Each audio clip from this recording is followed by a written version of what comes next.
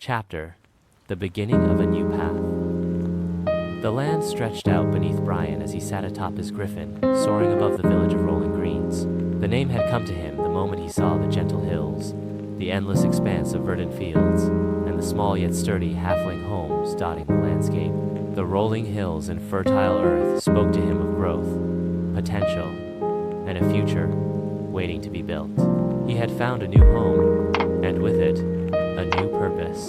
As they flew back toward the village after their journey to Highgard, Brian's thoughts lingered on the path ahead. Rolling Greens wasn't just a peaceful village it was the foundation of something greater. This was where he would build his legacy, where he would grow his strength, and where he would defend the people who depended on him. This would be the start of his rule, the beginning of his journey as a landowner.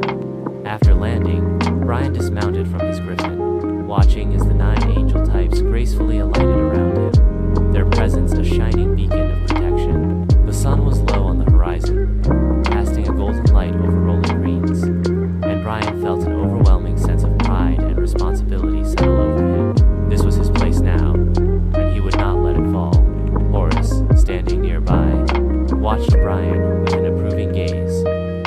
"Rolling Greens, I like it," he said, his voice low, but filled with pride. "It suits you." Brian turned to Horace, a sense of finality in his voice as he said, "This is where I'll build something. It's time to lay the foundations of a future both for me and for the people here." Horace nodded, his eyes reflecting a deeper understanding. "You have everything you need, Brian. This village will grow with your leadership. The halflings here will thrive under your guidance." But even as Horace spoke, Brian couldn't shake the sense of uncertainty that lingered in his chest. "I may have the land and the people, but it's not enough. The slavers still lurk in the shadows, and I don't have enough soldiers to protect this placelet alone. Face what's coming." Horace's expression softened, understanding his concerns. "You've got the divine troops for protection, and that's a solid foundation. But if you want to build an army, we'll need more than just numbers. You'll need strategy, training, and support." Brian clenched his fists, determined. "I won't let this place fall. I'll use the griffins, the divine troops, and every resource I have. We'll strike when the time is right, and we'll take down the slavers for good." Horace laid a hand on Brian's shoulder.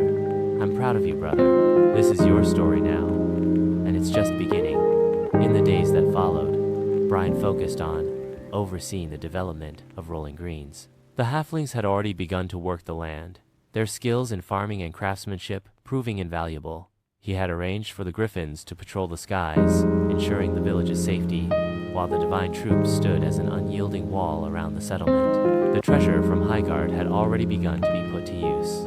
The legendary armor sets, magical scrolls, and rare building blueprints would play a critical role in shaping the future of Rolling Greens. But it wasn't just the material wealth that Brian focused on, it was the people, the land, and the future he would build with them. One evening, as the sun dipped below the horizon, casting a warm golden light over Rolling Greens, Brian stood on a small rise overlooking the village. The small homes of the halflings were nestled comfortably between the hills, and he could see the smoke rising from chimneys as they prepared their evening meals. The village felt alive, thriving with the potential of what was to come. "This is where it all begins," Brian whispered to himself, the weight of his new responsibility sinking in. "Rolling Greens will stand as a testament to what we can build together." Horace approached quietly, his presence a constant source of support.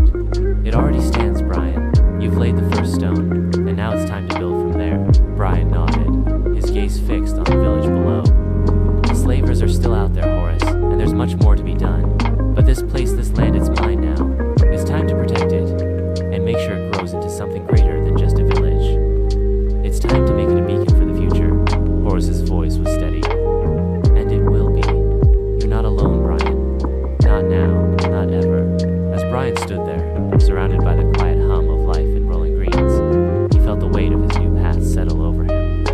This was just the beginning. The road ahead would be long and filled with challenges, but with the land, the people, and the divine forces by his side, Brian knew that he had the strength to shape his future and the future of those who would call Rolling Greens home. Rolling Greens was born not just as a place on a map, but as a symbol of Brian's resolve and ambition, a village that would grow into something much greater, a land that would be defended by his divine forces and protected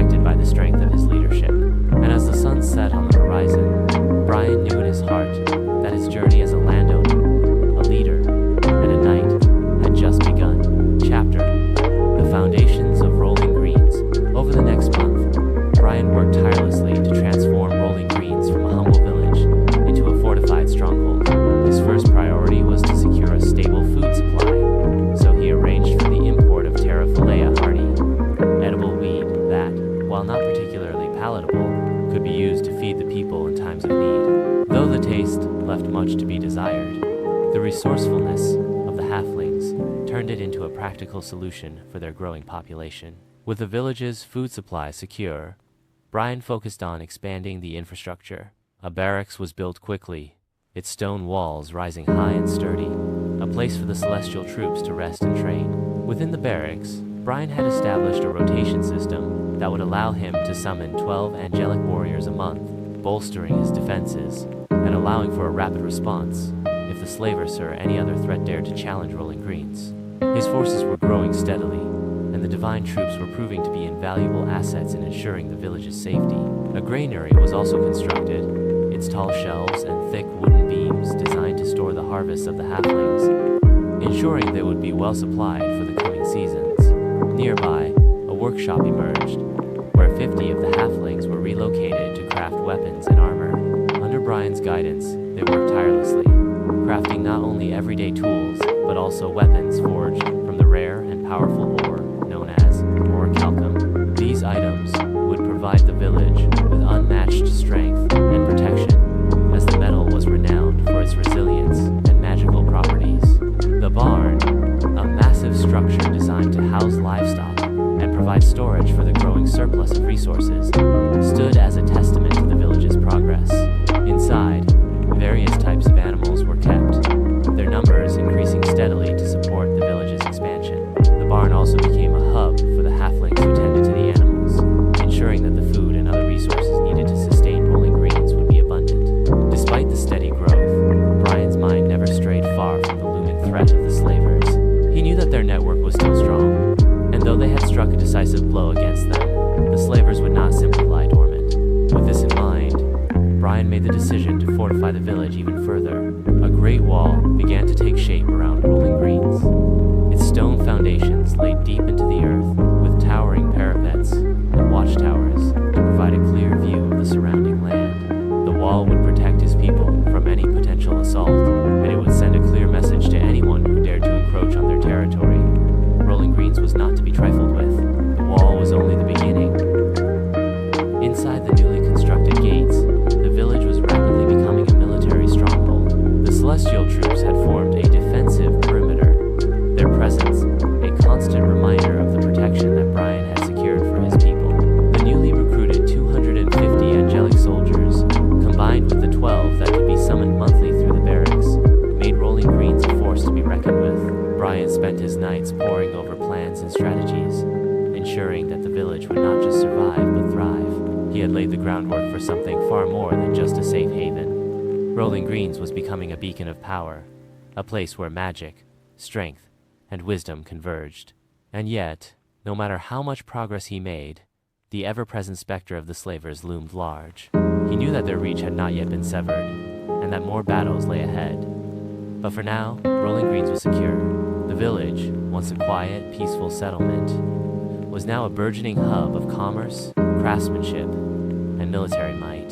With each passing day, Brian's resolve to protect his new home and its people grew stronger. The wall surrounding Rolling Greens was not just a defense, it was a symbol of his commitment to the future. And as the sun dipped below the horizon, casting long shadows across the land, Brian stood atop one of the watchtowers, gazing out at the village below. The work was far from over, but for the first time since he had claimed this land, Brian felt a deep sense of purpose. This was just the beginning of something much greater. As the last of the construction crews packed away their tools and the village settled into its daily rhythm, a faint but unmistakable signal pierced the stillness of the evening air. From the edge of Rolling Greens, where the watchtowers stood high above the land, a distant flare of light flickered across the sky in a subtle but deliberate signal. Tolhuin had sent the signal. The time had come. The slavers were not done yet, and their network was still active. Though Brian had fortified Rolling Greens and set the stage for growth, Tolhuin's signal reminded him that their war was far from over. The threat was still out there, and it was time to act again. Brian's eyes hardened as he looked toward the distant light, his hand instinctively going to the hilt of his sword. It was a call to arms. He had built Rolling Greens with strength and purpose, but now it was time to defend it and take the next step in his campaign. His journey had begun, and it was only getting more dangerous from here. Gather the troops, Brian ordered, his voice unwavering.